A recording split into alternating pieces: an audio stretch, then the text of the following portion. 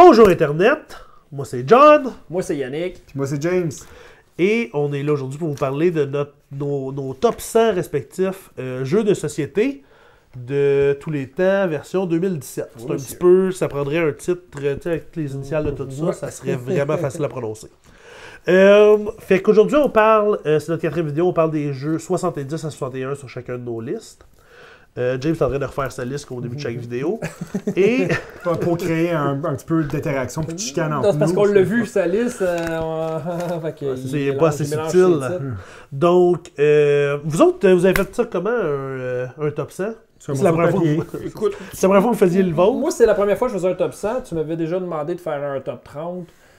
Top 30, c'était pour le concours des wagons nocturnes. Oui. Là, écoute, j'étais allé. Ma première idée, c'était de mettre ça sur des cartes, les jeux que j'aime, puis choisir les cartes, mais j'ai trouvé un logiciel. C'est très long, c'est très long juste de les écrire. Ouais. Puis j'ai trouvé un logiciel qui. J'ai rentré un paquet de jeux, puis il me disait tel jeu ou tel jeu, tel jeu ou tel jeu. Puis je pense que ça a pris près de 400 comparaisons avant de les voir. Après ça, j'ai refait la liste, puis là, j'ai dit, bon, ben, celui, je trouve que c'est brillant qu'il soit là. Lui, il n'y a pas d'affaire là, puis je les ai replacés. Mais ça a quand même été... C'est long, mais c'était quand même efficace. Puis est-ce que le programme est allé chercher ta liste sur BGG? Oui. C'était-tu comme ça que ça fonctionnait? Tu l'as feedé? Non, je l'ai feedé pour savoir quel ordre les mettre. Ouais. OK. Et vous? Écoute, moi, premièrement, j'ai une certaine anxiété quand je me suis dit il faut que je fasse une liste de top 100. Puis c'est vraiment bizarre puis paradoxal parce que ma première réaction c'était je suis capable de faire une liste de 100 jeux? Puis en rétrospective, si je regarde à travers mes années, parce que ça doit faire quoi, environ 16 ans que je joue à des jeux de société modernes. En fait, ça fait au moins depuis 2002 environ. Écoute, tu dois avoir joué facilement à 400, 500 jeux différents, c'est pas plus.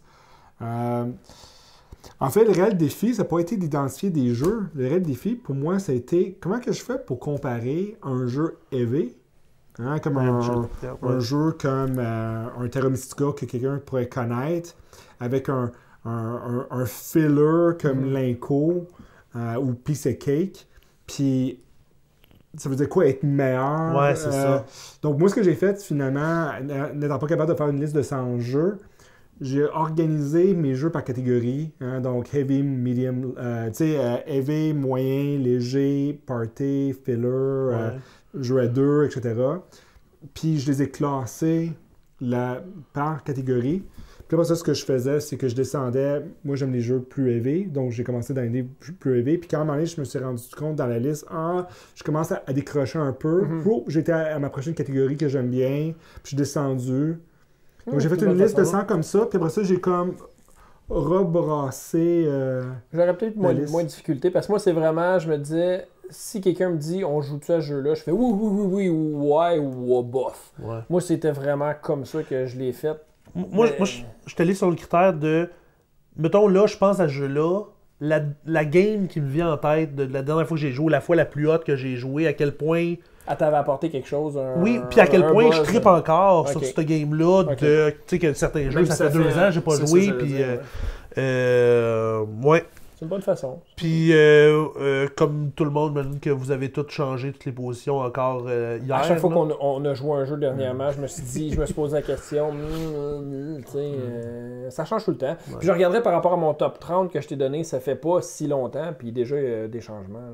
C'est quelque chose de vivant. Je pense que une liste, un top 30, c'est vivant. Puis là, on prend une photo dans le temps, en ce moment, enfin. Dans 2 semaines, c'est plus partout le même top 100. Mais ça donne l'idée générale, ça donne une bonne...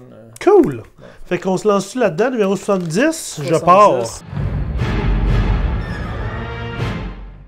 Mon numéro 70, c'est un jeu qui se joue à d'autres chiffres que 2, mais je le joue pratiquement uniquement à 2. C'est un jeu que j'ai joué avec toi au début, puis je me suis tanné un petit peu parce que t'es pas vraiment une opposition de taille. Quand j'ai commencé à le jouer avec Yannick, j'ai commencé à tomber en amour avec le jeu, et c'est Talouva. C'est un jeu où est-ce que tu bâtis un île, en même temps tu bâtis des bâtiments dessus. C'est un jeu qui est grosso modo abstrait. C'est un jeu que j'aime beaucoup plus à 2 parce qu'à 2, si tu veux nuire à l'autre, tu as beaucoup de façons de faire chier quelqu'un. Puis tandis qu'à 3, si quelqu'un s'acharne sur toi, ben c'est l'autre qui va gagner. Puis... Tu sais, c'est normal que dans toutes les bonnes histoires, l'apprenti dépasse le maître. Donc, mon numéro 70, Talouva. Mon numéro 70, on parle de jeu qu'il y aurait des risques qu'on le finirait pas. C'est un jeu qui est très long. Tu parlais de jeu de dimanche après-midi. C'est définitivement un jeu de dimanche après-midi. Oh, Dominant Species? Dominant Species. Oh, parle-en pas trop longtemps. J'ai pas... Non, tu vas en parler. Écoute, c'est fou, un jeu sur l'évolution, dans le fond. Tu as une espèce et puis tu as fait évoluer en prenant place sur la Terre qui se développe et qui se fait bouffer par l'air glaciaire. Écoute, c'est vous autres qui m'avez fait découvrir ça. Oui. J'aurais probablement jamais joué. Le jeu n'est pas super beau. Puis le fait que ce soit un jeu de facilement à peu près 4 heures quand on joue, là, c'est pas si on joue plus souvent, je pense qu'on serait capable de ramener ça en dedans en plus court. Peut-être. Puis j'ai lu que même si tu le joues à plusieurs, tu sais, jusqu'à 6, même si tu joues à 4, 5, 6, le jeu se rallonge pas vraiment. OK. Donc, c'était pour en parler un peu plus longtemps. Numéro 70, Dominant Species. Écoute, dans une palette complètement différente de Dominant Species, écoute, le jeu... écoute, il n'y a pas beaucoup de jeux sur le marché où il y a un aspect à la fois de compétition et de coopération qui sont réussis. Hein. C'est une mécanique qui est un peu bizarre à mettre en place. Mais écoute, le jeu que j'aime, c'est Between Two Cities. Ah oui. Écoute, donc c'est un des rares jeux qui ont réussi à trouver un certain équilibre entre ça, comme tu dis, compétition puis coopération. En fait, le jeu, c'est un jeu que chaque joueur participe à sa gauche et à sa droite avec les joueurs à côté de lui à construire une ville via des tuiles. Il y a différentes sortes de tuiles qui ont des stratégies de scoring qui sont complètement différentes. Puis en fait, le joueur a 2 scores, finalement. Il y a le score de sa ville de gauche et sa ville de droite. Puis au final, c'est que ton score en tant que joueur, c'est le plus bas de tes 2 villes. Ouais. Donc, tu as vraiment toute une mécanique de gestion, de « oh, je peux pas trop mettre mes œufs d'un côté puis de l'autre. » Tu ne peux pas négliger ton voisin parce que c'est cette ville-là que tu vas scorer. Ouais, c'est ça. Si tu négliges un des 2 joueurs. Puis un peu comme Anabi, étant donné que c'est un genre de drafting, de tuiles, puis les tuiles tournent autour de la table, tu peux comme développer une certaine complicité avec ton voisin, de dire « oh, mais tu vois-tu, cette tuile-là, je ne la prendrai pas. Je vais la garder dans la pile parce que je vais te la donner, puis elle va me revenir pareil. » C'est chouette. Écoute, puis tu sais... Tu peux dire, je vais mettre ça dans la ville-là parce que je le sais que t'en as une qui fait bien avec celle-là. Ouais. Donc écoute, Between Two Cities, numéro 70. Alright, fait que mon numéro 69, c'est Dominant Species. T'es-tu sérieux? Oui, toi. Wow! Écoute, ça aurait été un match presque parfait. Écoute, faudrait comme je refasse ma liste pour film. Ouais. Écoute, Dominant Species, c'est ma réponse. Quand j'ai un autre groupe d'amis qui jouent à des jeux qui sont un peu plus heavy, un peu plus longs. Puis quand ils me disent j'ai Twilight Imperium, Rune Wars, n'importe quel autre jeu qui dit ce genre, je dis on a déjà Dominant Species, pourquoi ça prend un autre jeu de 4 heures là? Tu sais, on a 1-2 opportunités par année de jouer à ça, puis pourquoi on diluerait ça avec d'autres jeux qui vont être moins bons? Tu veux ça les convaincre ou? Non. Donc, ouais, fait que le thème d'évolution c'est super différent. C'est pratiquement un wargame. Avec l'aspect worker placement, les combos de cartes. En tout cas, moi, c'est encore une fois. Je l'avais joué une fois il y a way back when. Puis j'avais trouvé ça correct. On l'a rejoué récemment. Puis écoute, je me suis dit, je comprends pourquoi est-ce que c'est un jeu qui a autant dans le monde qui aime. Je pense que avant j'étais pas rendu peut-être là dans mon développement. Mais tu sais, c'est un jeu qui est quand même lourd. Il y a beaucoup de choses à recalculer. Oui. C'est un jeu qui n'est pas du tout accessible. Oh non. C'est le contraire de tous les jeux de Queen qu'on a nommés jusqu'à là. Oui. Puis le mélange entre Worker Placement Euro puis Wargame super défonçage dans ta face, c'est ça non plus, c'est pas pour toi. Fait que c'est mon numéro 69, Dominant Species. Écoute, je vais continuer sur ma même lancée que tantôt pour faire contraste à un aussi gros jeu. C'est pas ça. Écoute, mon 69, c'est une découverte que j'ai faite il n'y a pas si longtemps que ça. C'est un jeu de cartes. Avez-vous une idée, c'est quoi? Un jeu de cartes nouveau, il est sorti cette année? Non, c'est pas si nouveau que ça. Il y a un aspect de thématique de pirates. Écoute, hey, tu vas le dire, on va se trouver épais, là, mais... C'est Libertalia. Ah oui! OK. Écoute, je trouve ce jeu-là vraiment fort agréable à jouer. Chaque game est différente parce que finalement, les cartes que tu as dans tes mains changent avec chaque partie. Finalement, le deck au complet de cartes pour chaque joueur, 30 cartes. À chaque partie, tu en as juste quoi, 9, 12, 6, 6, 21. 21 qui sont en jeu. Chaque carte a un chiffre, mais aussi comme un pouvoir. Un pouvoir. Donc, dans le jeu, c'est vraiment une question de dire, OK, ben moi, j'ai ces cartes-là, puis tous les autres joueurs ont les mêmes cartes. Donc, là, la question, c'est, étant donné qu'il y a du butin en jeu, quelle carte que je devrais jouer qui va me permettre d'avoir le butin, ou du moins pas me faire prendre avec des points négatifs, parce qu'il y a des points négatifs dans le jeu. Puis, il y a plusieurs rounds de jeu, puis tu peux garder un certain nombre de cartes en des rounds. Donc, de tracker, de suivre un peu qui a gardé quoi comme carte. Ouais, parce que tout le monde commence avec les mêmes cartes au début. Mais, c'est ça. Au premier round, tout le monde est même 9, mais le troisième round, c'est pas le cas. Là. C'est ça. Écoute, moi, personnellement, j'ai toujours du plaisir à jouer à ce jeu-là. C'est un des rares jeux qui joue bien jusqu'à 6. Ouais. Donc, Libertalia. Donc, mon numéro 69, c'est un jeu aussi que j'ai découvert récemment. Ça s'appelle La Route des Vignes, aussi connu sur Avenue. Un jeu tout simple. Écoute, on doit relier, on fait des routes entre le château et les vignobles. Et à chaque tour, et donc dans les 5 tours, tu as une carte qui dit qu'est-ce qui va scorer ce tour-là. On vire des cartes.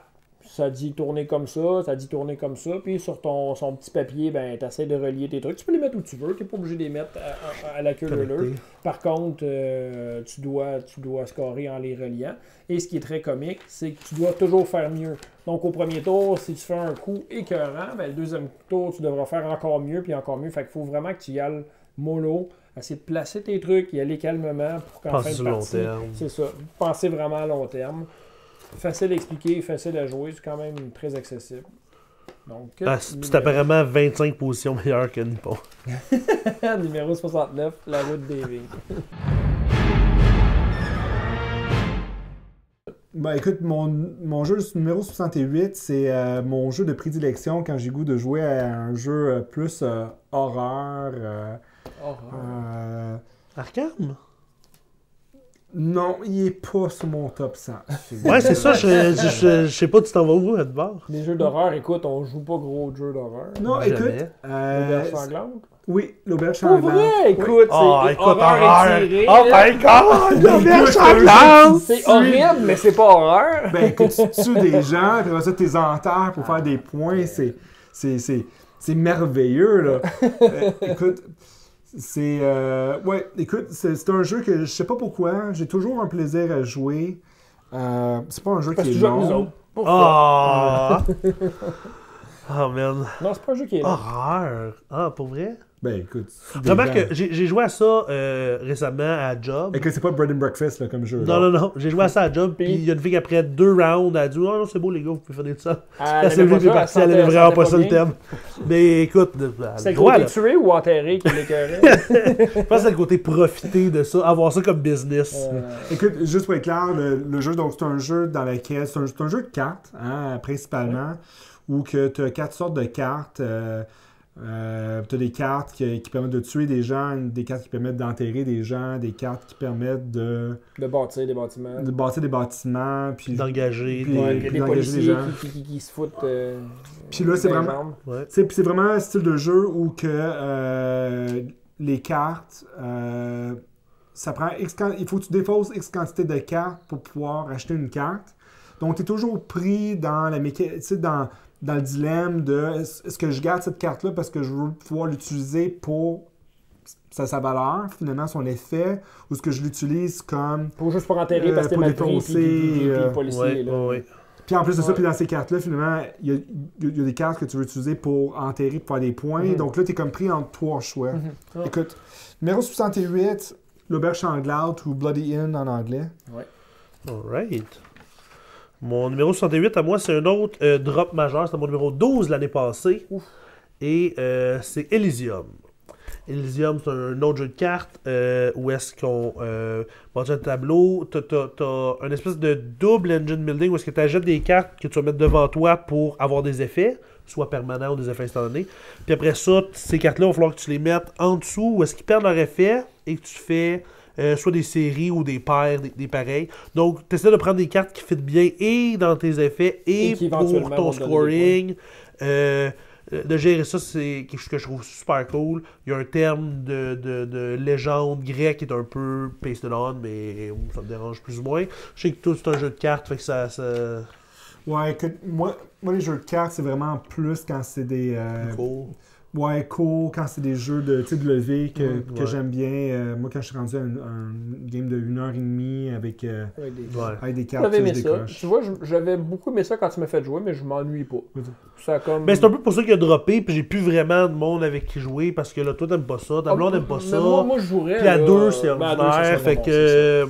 Mais c'est un jeu que j'aime beaucoup, d'avoir justement ces deux critères-là quand tu choisis tes cartes, puis il y a des cartes que tu n'auras pas le temps de descendre, tu peux prendre juste pour les effets, puis décider de bâtir ça. C'est très cool.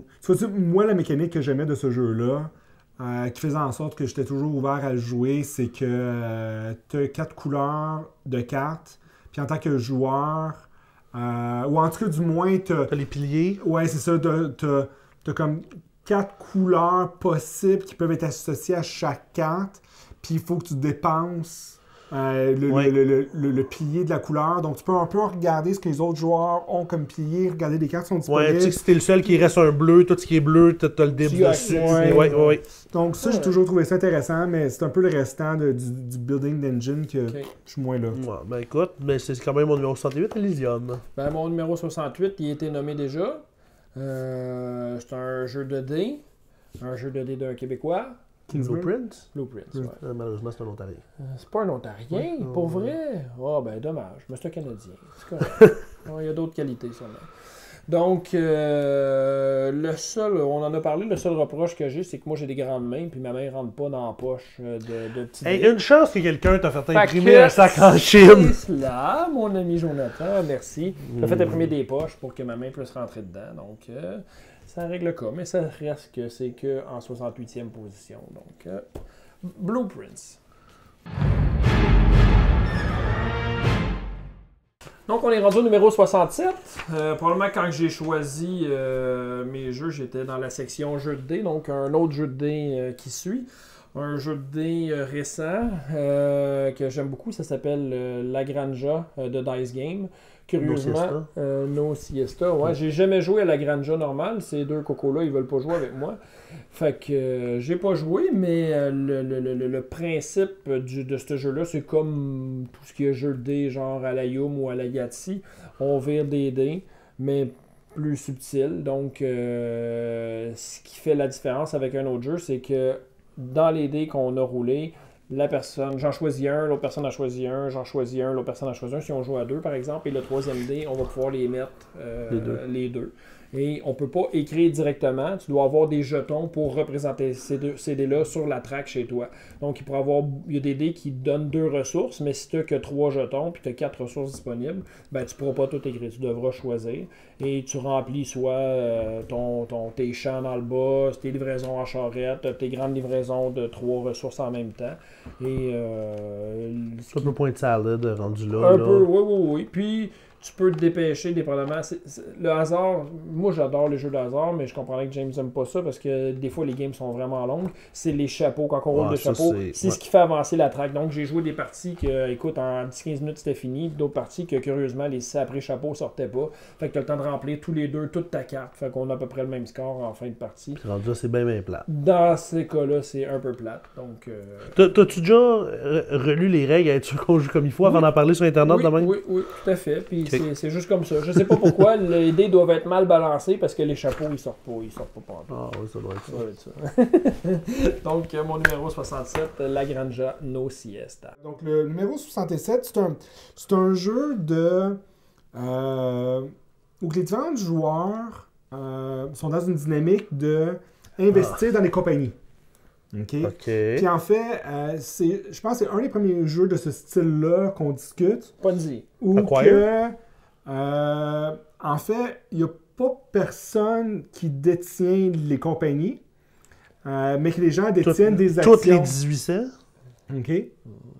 Mais là, je parle de jusqu'à présent, depuis qu'on a commencé notre top 5. Je pensais que tu parlais de jeu.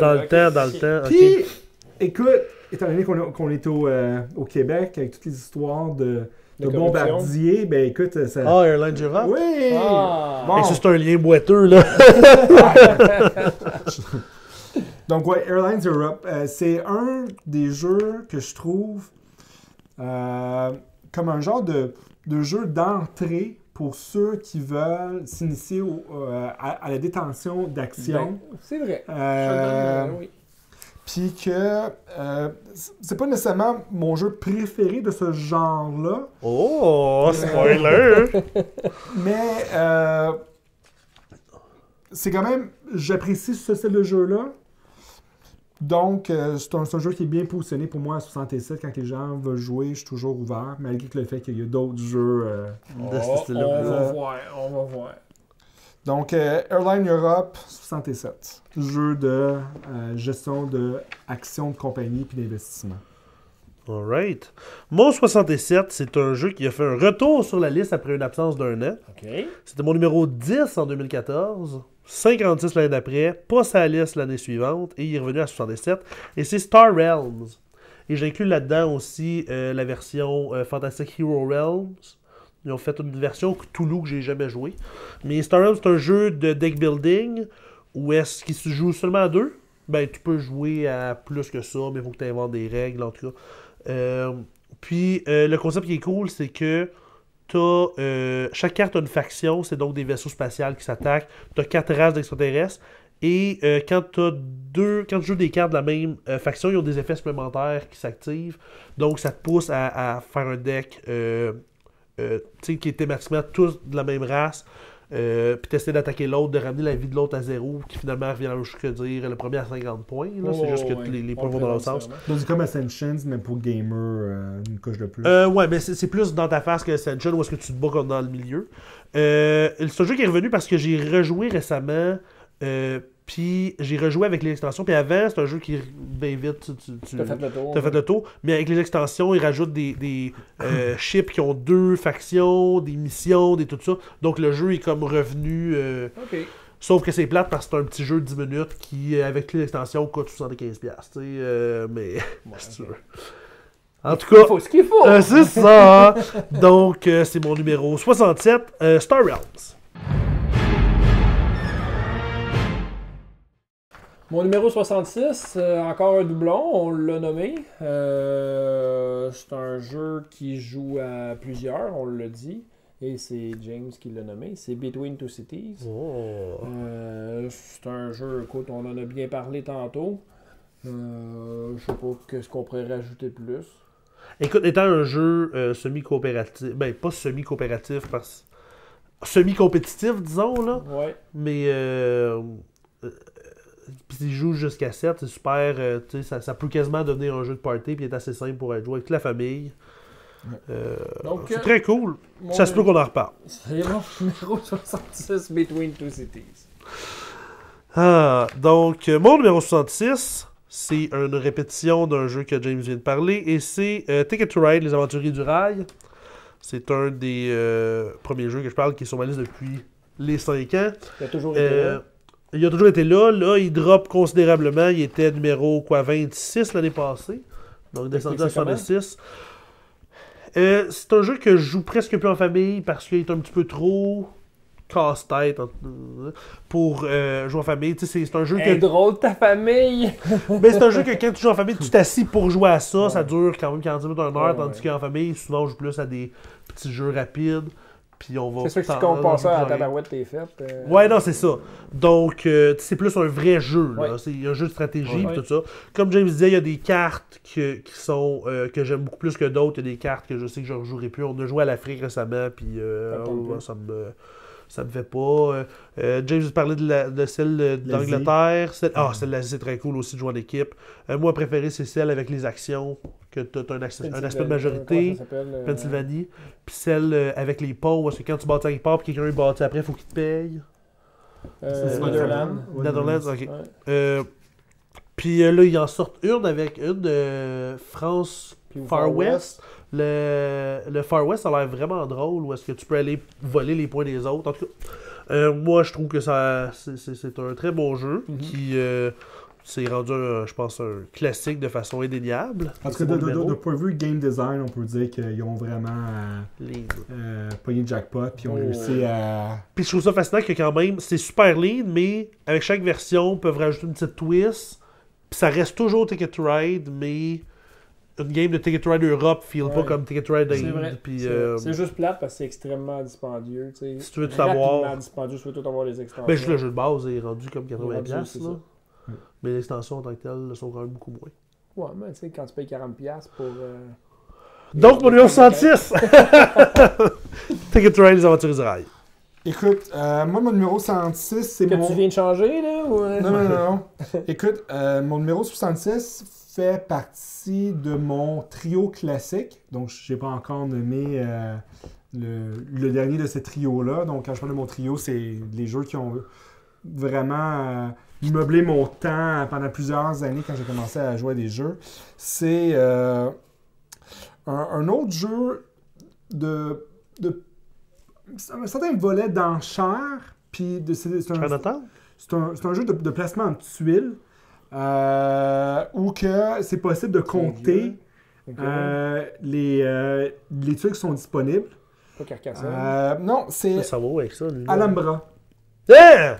OK? Ouais. Donc, moi, ce que j'aime bien de ce jeu-là, c'est tout le côté... Donc, dans l'Alhambra, chaque personne est responsable pour construire finalement une genre d'Alhambra. C'est vraiment... Hein? Puis finalement, tout le jeu se joue autour de est-ce que je vais chercher de l'argent dans le milieu du jeu ou est-ce que je prends l'argent que j'ai pour acheter des tuiles qui sont là. Par contre, si je ne paye pas de façon juste en termes de valeur, ben, je suis pas capable d'avoir 2, 3 ou 4 actions. Donc, il y a vraiment tout un côté stratégie qui est vraiment intéressant. C'est un jeu qui se joue relativement vite aussi. Puis comme, un paquet d'extensions. C'est ça, comme Ticket to Ride, c'est un jeu super simple que tu peux rajouter des affaires, changer ton expérience sans changer le core du jeu. Je pense que c'est un jeu passe-partout, et comme on a dit quelques fois, je pense qu'on va en reparler. Donc, Alhambra, numéro 66. Mon numéro 65, c'est un jeu, encore une fois, ça fait très longtemps qu'on n'a pas joué. C'est un jeu de worker placement avec une twist super intéressante, c'est Spirium. Dans Spirium, tu as un tableau de 3 cartes par 3 cartes et tes workers, tu les mets entre 2 actions.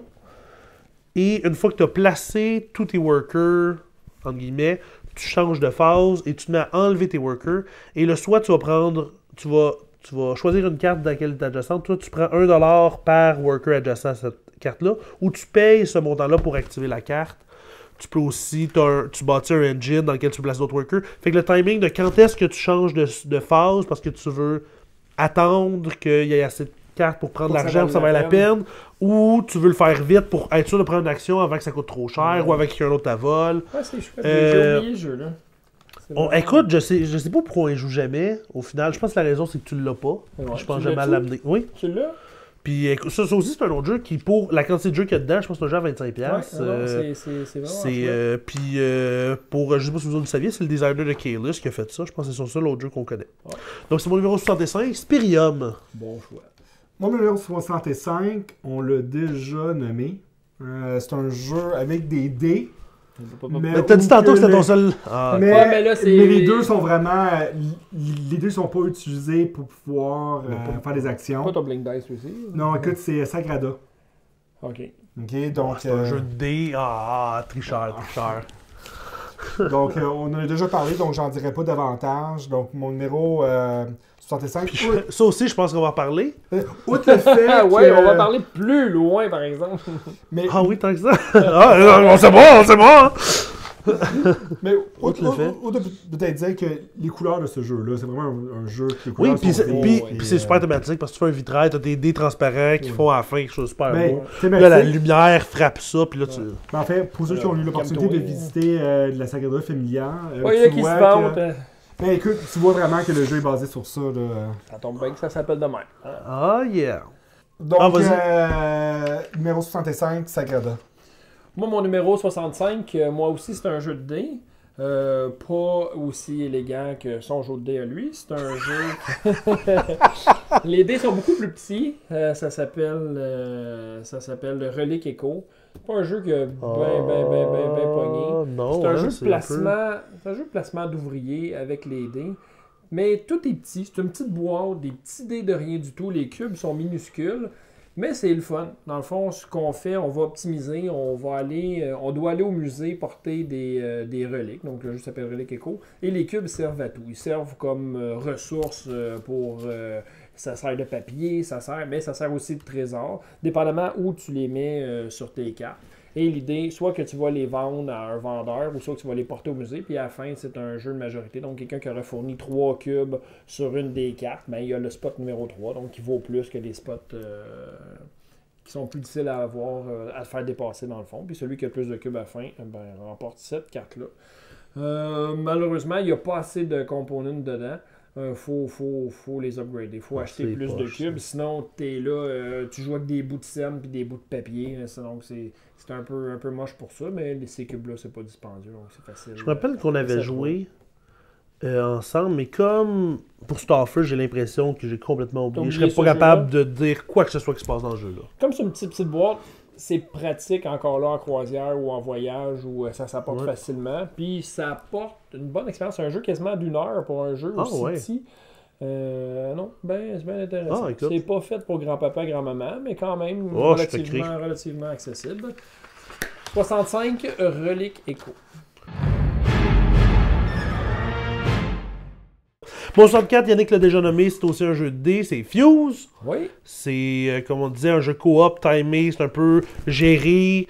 Ce qui sort, comme on fait ça vite, on a toute notre idée, on n'a pas le temps de regarder ce que tout le monde fait, fait qu'il faut un petit peu faire ça vite. C'est vrai, côté-là, que si tu regardes trop ce que les autres font, tu manques l'esprit du jeu. Ouais. Tu te concentres sur qu'est-ce que tu as à faire, qu'est-ce qui vient de rouler au plus sacrant. Tu te dis j'ai besoin d'un jaune.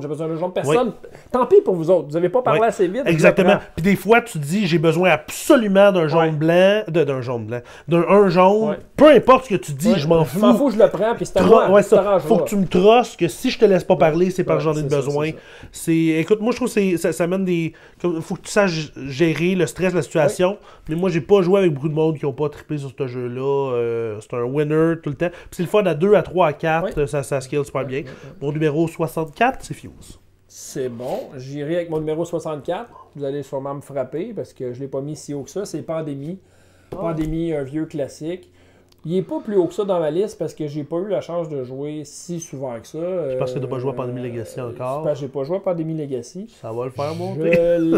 Je l'ai. Le pire, c'est de trouver les bonnes personnes. Puis comme vous l'avez déjà tout joué, puis comme ma conjointe déteste ces jeux-là, ben ça reste encore Internet. Aidez-moi à trouver des gens pour jouer à Pandémie Legacy. Dis pas ça, tu vas voir.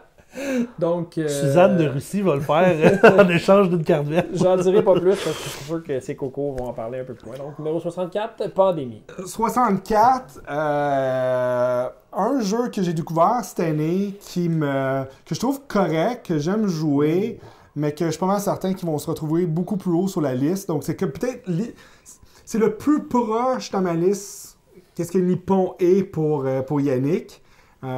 La perception de vous autres, probablement, c'est le jeu Ethnos.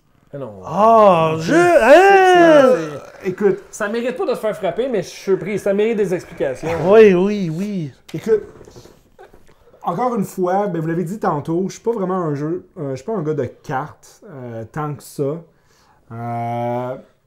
Ethnos, donc Ethnos, c'est un jeu où que c'est un jeu de cartes où il y a plusieurs factions. Chaque faction a une certaine habileté, en quelque sorte. Puis ce qui est intéressant dans le jeu, c'est qu'à chaque jeu, on sélectionne un sous-ensemble des factions pour faire la partie. Puis en fait, on doit en quelque sorte, un peu comme Ticket to Ride, puis d'autres jeux de ce genre-là, collectionner des cartes basées sur soit des couleurs ou des sortes pour dépenser une certaine quantité de cartes pour venir se positionner sur une map pour contrôler Area Control, cette partie-là du board. Puis chaque zone du board qui peut être contrôlée a une certaine quantité de points.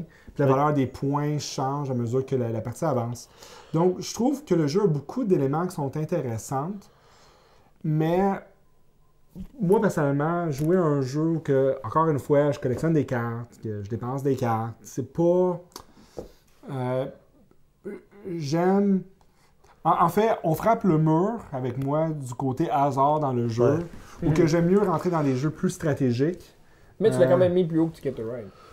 Oui, parce que j'aime tout le côté de jouer avec les subtilités des races que tu n'as pas dans Ticket to Ride. Ouais. Non, dans Ticket to Ride, les races sont toutes pareilles. Puis, non, mais je veux dire, t'as pas cette dimension-là. Puis, t'as pas non plus les Area Control. Ça, Ticket to Ride Mordor, c'est...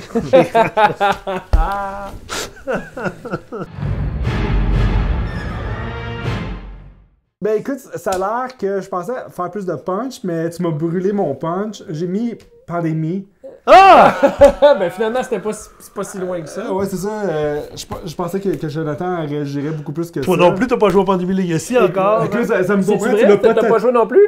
Non. Pandémie Legacy? Bon, ben c'est pour ça, ok. Ouais. Ça me surprend que Jonathan n'a pas tatoué Pandémie sur une partie de son corps. En tout cas, du moins, je pense pas convaincu. Non, non, yet. Écoute, pour moi, Pandémie, c'est un jeu que j'ai abusé. On a joué de ce jeu-là au niveau coop parce qu'une fois qu'on était tanné de... Ghost Stories? Non, pas Ghost Stories, mais Chevalier de la table ronde. On a joué beaucoup à lui. Big Time. Ouais. Okay.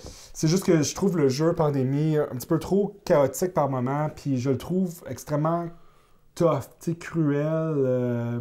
Moi, je me souviens pas d'avoir gagné une partie de Pandémie, en tout cas, du moins, j'en ai pas... Puis t'as joué beaucoup de parties? Oh, oui. Encore une fois, Pandémie, tu peux contrôler c'est quoi le niveau de difficulté que tu veux aussi. Là. Ouais, mais j'imagine que si tu réussis pas, c'est parce que tu le mettais dans le médium, là, tu faisais pas exprès pour toujours te mettre au plus difficile. Ben sinon, c'était comme un petit peu trop bonbon. Là, oh, mais là...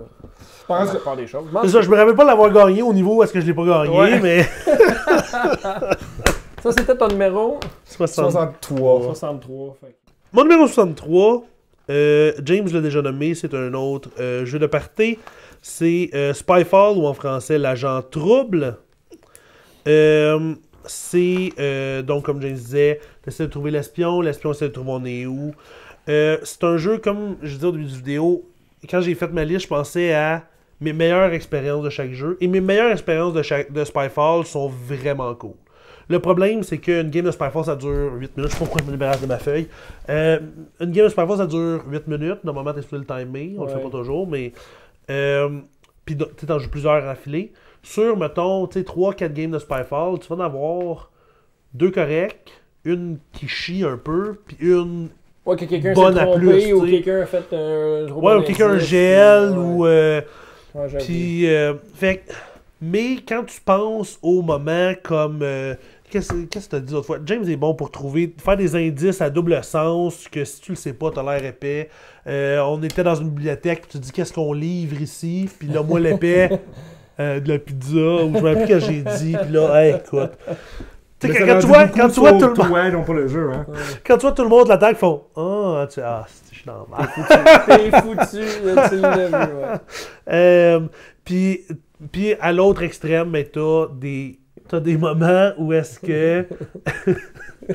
À l'autre extrême, t'as des moments où est-ce que j'ai joué à ça à Noël passé dans ma belle famille, puis sur le stress d'avoir besoin de performer. Maintenant, c'est juste mis à brailler. Puis écoute, ça a été un petit peu awkward. Fait que tu sais, t'as un peu les deux. Il y avait sûrement un peu d'alcool aussi dans le mix. Hein? Oui, mais bref, en tout cas. Donc, mon numéro 63, c'est Spyfall. Mon numéro 63, il a été nommé déjà. Je m'excuse de ne pas t'avoir backé tantôt. Il aurait dû peut-être en parler. C'est Small World. Ben voyons donc. Ouais, Small World. Ben écoute, comme je te dis, il serait plus haut que ça sur ma liste si j'avais la chance de jouer plus souvent. Au début, mes enfants ils adoraient ce jeu-là. Master, comme je te dis, c'est sur la tablette, c'est tellement facile. Tout le monde là, tout le monde joue. Mais ça joue souvent. T'sais, on est dans une ligne d'attente ou n'importe quoi. C'est un jeu qui joue bien. Je log pas mes games. Je log toutes mes games, mais les games que je joue de façon électronique, je me punis moi-même. Ça mérite pas d'être logué, je les log pas.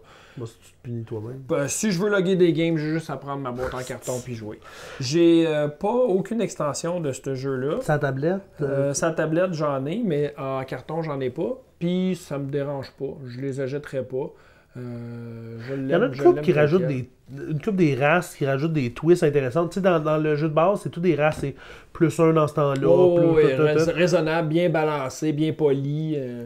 Puis ce que j'aime dans Small World, c'est que ça vient déjà tout placé dans une espèce de petit case facile à utiliser. Fait que c'est facile.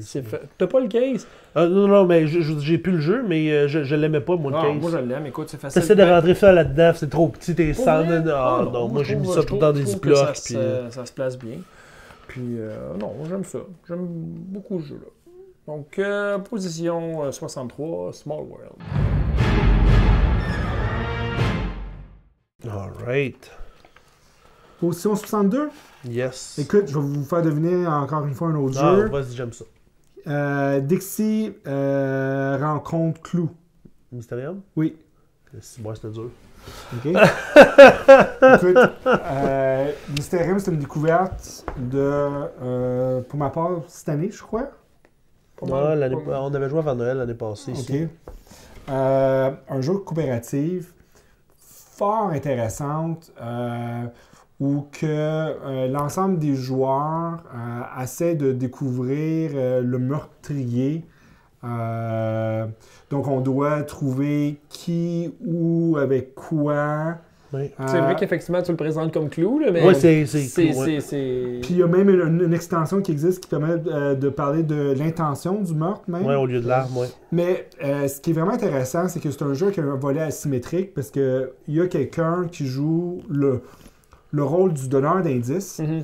Puis les indices sont donnés via finalement des visions. Oui, des superbes illustrations abstraites. Donc. Mais tu sais, ils ont quand même forcé. Il y a des éléments, tu vois, qui rappellent, puis t'es. Oui, ouais, c'est pas au hasard. Non, ça a dû être quelque chose, là.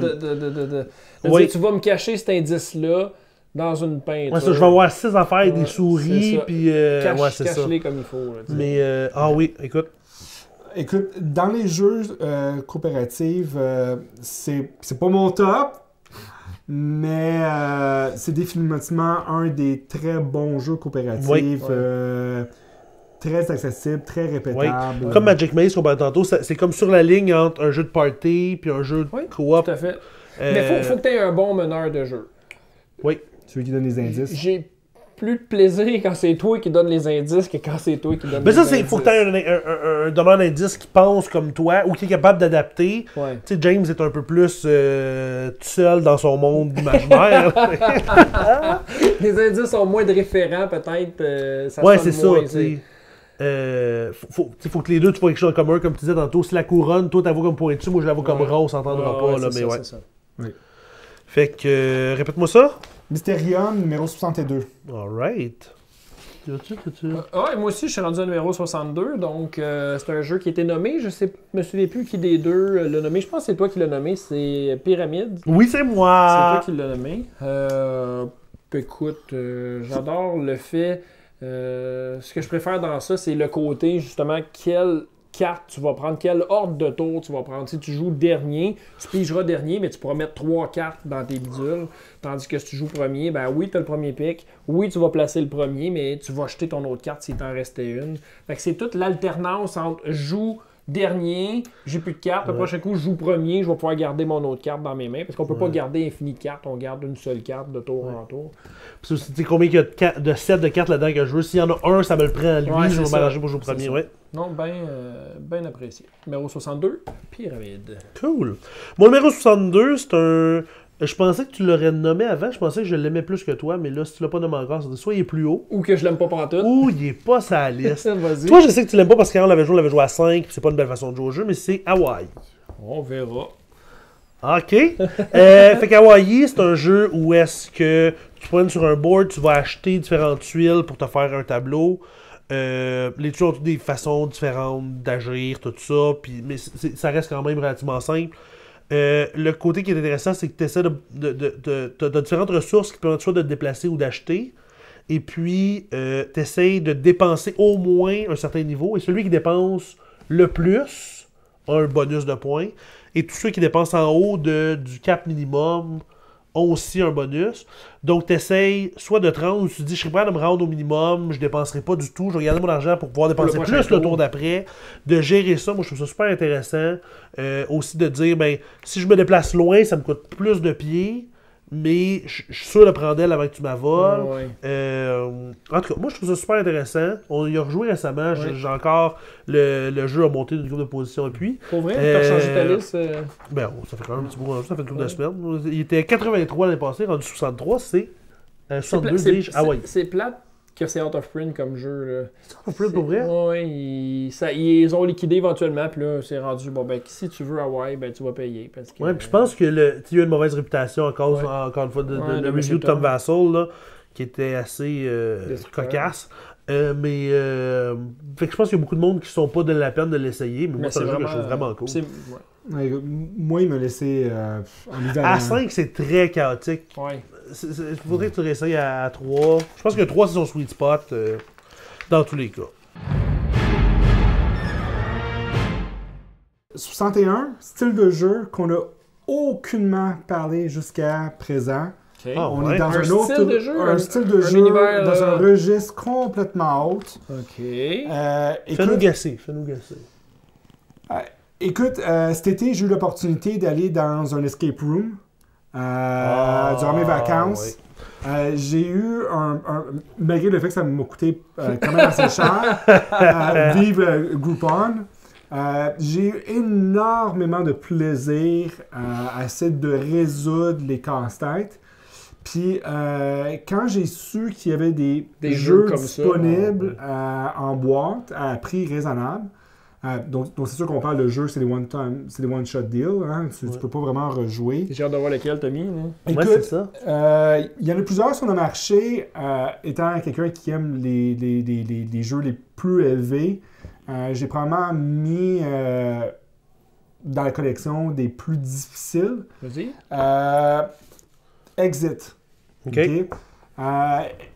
Donc, présentement, sur le marché, il y a des jeux qui sont plus à base de cartes que tu regardes, que tu dois comprendre certaines énigmes sur les cartes, qui sont relativement accessibles, hein, comme Unlock. Ouais. Exit, on est dans un autre registre. On est vraiment là, dans des énigmes assez complexes, qui demandent différentes habiletés, que ce soit mathématiques, que ce soit au niveau vocabulaire. Écoute, c'est un jeu de Trivial Pursuit. Hein, comment on appelle ça? Donc, ouais, c'est ça qui est comme combiné avec un jeu d'escape. Donc, c'est pas pour les... C'est pas pour les faut que tu veux te casser la tête un peu. Là, ouais. Okay. Oui, c'est ça. Puis il faut que tu sois dans un mood pour ça. Ouais. Si ça te tente pas de te casser la tête, joue-le pas. Tu vas le gaspiller. Ah oui, non, je suis très d'accord. Puis je veux dire, c'est quand même pas si cher que ça. On parle de quoi? Un jeu de 15 $15. Donc, puis il y a plusieurs jeux d'Exit qui existent. Chacun a une saveur assez différente. Donc, Exit 61. Escape Game. Bon choix. Numéro 61. Un jeu que tu as déjà nommé. Un jeu que la première fois que j'ai joué avec toi, tu m'as fait très plaisir. En me disant que tu avais trouvé un adversaire de taille à Taluva. Ça m'a fait un petit velours. Écoute, on l'a nommé, un jeu. Écoute, moi je suis chanceux, j'ai eu la version Deluxe, donc avec des tuiles, ça d'épaisse. Et puis quand tu bâtis une montagne, écoute, à la fin, ça te donne une montagne pour vrai. Les expansions qu'il y a dedans, on les a pas jouées encore. Je pense pas que ça apporte vraiment de quoi. Mais écoute, l'idée c'est que tu places ta tuile. Si tu veux placer un deuxième étage, il faut que le volcan matche le volcan d'en dessous. Mais ça peut pas être un parfait. Ça peut pas être un parfait. Donc, c'est toujours entrecroisé. Puis... Ouais. Et l'idée, c'est que tu fais un certain nombre de maisons pour faire un village. Le premier qui fait 3 collés, 4 collés. Non, c'est ça. Faut que tu as 3 sortes de bâtiments qui se bâtissent dans différentes conditions. C'est pour rien qui finit 2, c'est 3 sortes. Une espèce de grande tour, c'est au 3e étage. Les autres, tu peux en mettre beaucoup de la shot. C'est un beau jeu stratégique. Puis à la fin, j'aime ça, un jeu que tu termines, puis tu regardes, tu fais hey, c'est beau, qu'est-ce que ça donne? Ça fait beau. Puis après ça, tu te dis j'ai besoin de ma revanche. Oui, c'est ça. Donc, numéro 61, Taluva. Yes. Numéro 61, c'est un jeu que James a nommé déjà. Toi, je pense pas encore. J'imagine que ça va venir. Et c'est Las Vegas. Il n'a pas nommé encore. Tu l'as pas nommé encore. Ça risque de venir. Las Vegas, c'était avant 99, puis après ça, 98 l'année passée dans ma liste. Là, il a monté à 61. Et c'est dû au fait que j'ai décidé que je ne rejouerai plus jamais à ça avec vous autres. OK. Avant, j'avais un problème avec le fait que c'est un jeu de quand même, tu sais, quand tu joues 4 rounds, ça devient répétitif, tu fais quand même les mêmes choses. C'est un jeu qui va au final en 4 rounds, si tu joues à beaucoup, ça va prendre 45 minutes. Puis en termes de jeu de 45 minutes, si on est en gang, il y a beaucoup de jeux qui sont beaucoup plus viandeux. Mais c'est un de mes jeux préférés à jouer en famille, à jouer avec ma famille, avec mes amis qui game pas. À chaque game, il y a au moins un moment quelqu'un se lève debout, on crie il me reste juste un dé à brasser, je suis obligé de le mettre, j'égalise quelqu'un, finalement c'est l'autre qui gagne. Des affaires qui se peuvent pas. Un revirement. Ouais. Puis une affaire aussi qui m'est jamais flashé quand je le joue avec un gars qui m'en a parlé, j'imagine d'expérience personnelle, c'est un petit peu triste, mais tu sais, je disais, quand je l'expliquais, je disais c'est un jeu où on est tous des gamblers, mais on perd jamais. On fait juste gagner de l'argent. Il m'a dit, tu sais, un gambler dans sa tête ne perd jamais. Si ça m'a coûté 100$ pour faire 50, j'ai gagné 50$. C'est pas le contraire, tu sais. Fait que si tu joues ça thématiquement, c'est super. Tu sais, c'est un niveau de plus. Que, écoute, ça fait pas grand-chose, mais je trouve ça quand même triste. Je trouve ça drôle. Fait que c'est mon numéro 61, Las Vegas. Ouais. Écoute, je voudrais faire le point avec vous autres. Là. On vient juste de passer à travers de nos 40 au bas de la liste. Puis sur une possibilité de 120 jeux. Différents. Finalement, il y en a 21 qu'on a nommés plus qu'une fois. Donc, on a juste nommé 99 jeux différents. Puis c'est normal, on joue souvent ensemble.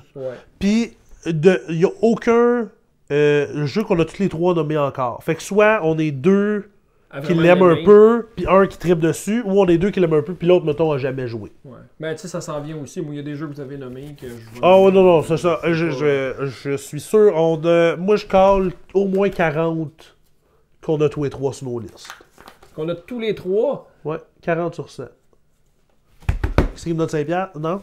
Ouf, ok. Donc, c'était notre numéro 61-70 de notre top 100. Et on continue ça avec notre 51-60. À tantôt!